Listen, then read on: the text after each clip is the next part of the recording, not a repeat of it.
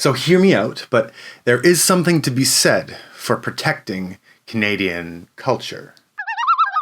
If you've been at all following the news lately, you may be aware that there is something happening in the Canadian Parliament right now which may have a pretty big impact on YouTube. It's called Bill C-11, or the Online Streaming Act. Basically, the current government is looking to modify the current laws around broadcasting. Makes sense. Things haven't changed in many years, and a lot has changed in how media works. For a long time in Canada, it's been the law of the land that broadcasters should, broadcast a certain amount of what's called CanCon, or Canadian content. And now, legislators would like that to apply to the current environment of streaming content. This would include Netflix and Google and YouTube. Possibly. It's actually aimed at giving a ton of power to the CRTC, the Canadian Radio, Television and Telecommunications Commission. The power it would give them would be to decide on how to apply the law set out in Bill C-11. Basically, how to make those laws come into force on those platforms. Setting aside your specific politics for the moment, what would be the justification for doing something like this? Well, it does actually go all the way back to our origins as a country. Sir John A. Macdonald, the first Prime Minister of Canada, enacted laws meant to protect Canadian industry from the much higher capacity in the American South. The fear was that Canadians would never develop their own industrial capacity if it was always cheaper to buy from the Americans, who benefited from an already developed economy of scale. We can make a ton of plows for really cheap, so why not just buy them from us? Sir John A. put in place pretty heavy tariffs on the import of these kinds of goods in order to stimulate their production in Canada, or at least to make it worth your while to make them in Canada rather than just buying them from the US. Well, fast forward to 1932, and Prime Minister R.B. Bennett, a conservative, establishes the CBC, the Canadian Broadcasting Corporation, with the first Broadcasting Act. Although it wasn't part of the first batch of legislation, later on it would include a limit on foreign broadcasting within Canada. Why limit foreign broadcasting? Well, for the same reason that Sir John A. put in place protectionist policies to protect the native industrial capacity. R.B. Bennett wanted to protect broadcasting within Canada. Now, Canada is very culturally close to the United States, especially among English-speaking populations.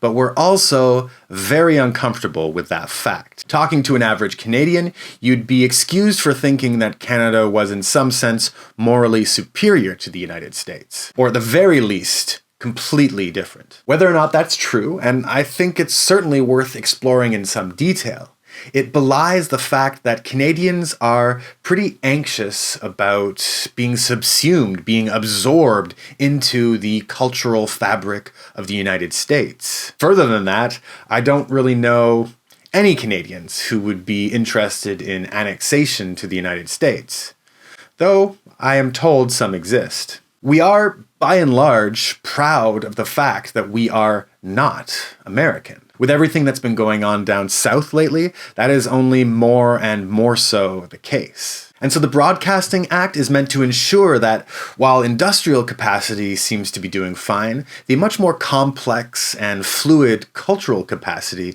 is protected. Another important piece in all of this is the influence of French Canada. While the province is to some extent immune from American cultural influence, being that there's a language barrier, there is nonetheless a strong culture there of attempting through government legislation to protect that culture. And so it's a part of our country to attempt to address cultural problems through this specific kind of legislation.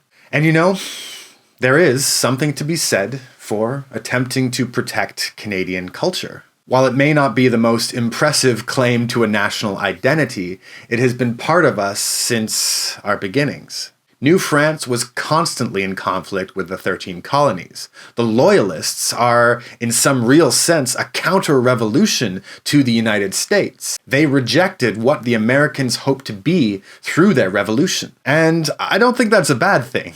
Alternative cultural and political models to the American one are absolutely worth preserving. They should change and adapt over time, of course, but Canadian distinctiveness is, I'd say, a good thing. I think the idea of Canadian content, that we're able to tell our own stories, that we're able to reflect our own experiences, is a good thing. They shouldn't be drowned out by the ideas of New York and Los Angeles. Always. I'd say that there are likely a fair few Americans who would agree that those two parts of the country drown out even their stories. However, I don't like Bill C-11. I think that legislation like this is a sledgehammer where a scalpel is needed. Now, my time on YouTube has been pretty short. While I've enjoyed the site for many years, I've been a creator only since June. But in that time, I've been really impressed with how the platform works. While more experienced YouTubers than me may disagree with the general impression I have, to my mind, YouTube actually works. You make videos, you improve with each one, you answer the comments, and people actually watch your stuff. This is just not the case on many other platforms. Please try to go on Twitter right now and develop a following. I've been trying to do the same for as long as I've been doing YouTube, and it just doesn't work. Some of my tweets have gotten thousands of impressions, tons of retweets and likes, and 0 followers. Maybe I'm also not good at tweeting. I kind of hate it there actually, but I don't hate it here. If we're honest, I get comments that I don't like, and sometimes a video doesn't do well. Please watch my video on the Oka crisis. But for the most part, it feels like videos that I take a long time to research and write and film and edit get some traction and generate some conversation. And it feels amazing. It feels fantastic. And you might think that I would want something like Bill C-11 to come to YouTube because my channel is CanCon, right? I would be an excellent candidate for promotion by the algorithm if the CRTC had its way. But I also know that it just doesn't work that way. YouTube is about niche interest. It's about people who are genuinely interested in a topic, finding someone else who makes content that they very specifically like. I've found some of the biggest Canada nerds already, and have started to develop what seem to be genuine friendships around a topic of shared interest. Making people who aren't interested see my thumbnails doesn't help my channel, and it may actually hurt it. One of the metrics that YouTubers are given to help them decide how to create their content in order to generate interest is CTR, or click-through rate. It's the rate at which people, having seen your thumbnail, click on it. If more and more people who don't care about the content I have to make are shown my thumbnails and don't click on it, this will hurt my CTR. This will hurt my discoverability. This will hurt my channel. At the end of the day, I do think Canada should do something to protect Canadian content. Canadian culture is important to me and to many people around me, and it's worth protecting. But I also think there are other ways to do it than through this legislation. Sir John A. Macdonald may have put up protective tariffs, but he also built a railroad. And that, above all, historians think is what led to Canadian industrial capacity. After 100 years of CanCon, I don't know many Canadians who think positively of the idea, if they don't work for the CBC, that is. What's more, with the exception of J.J. McCullough, who's a pretty idiosyncratic Canadian, the government never really asked actual creators what they think. And so you have to wonder who the legislation is actually for. If Canada wants to help creators on this platform, wants to help Canadians access Canadian content, there is something they could do. They could create a fund to encourage us to do so. But C-11? It's tailor-made to encourage the monopoly of organizations like the CBC, and in so doing, it discourages creators like me.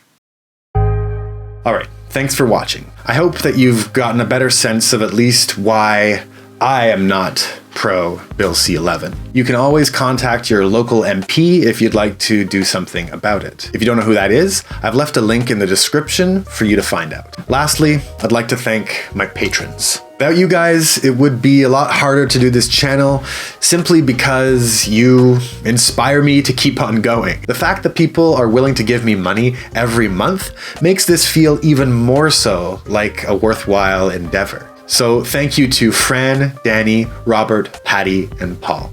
I know that at this point the number is 5, but you could always change that if you wanted to visit my Patreon in the description. Thanks for watching.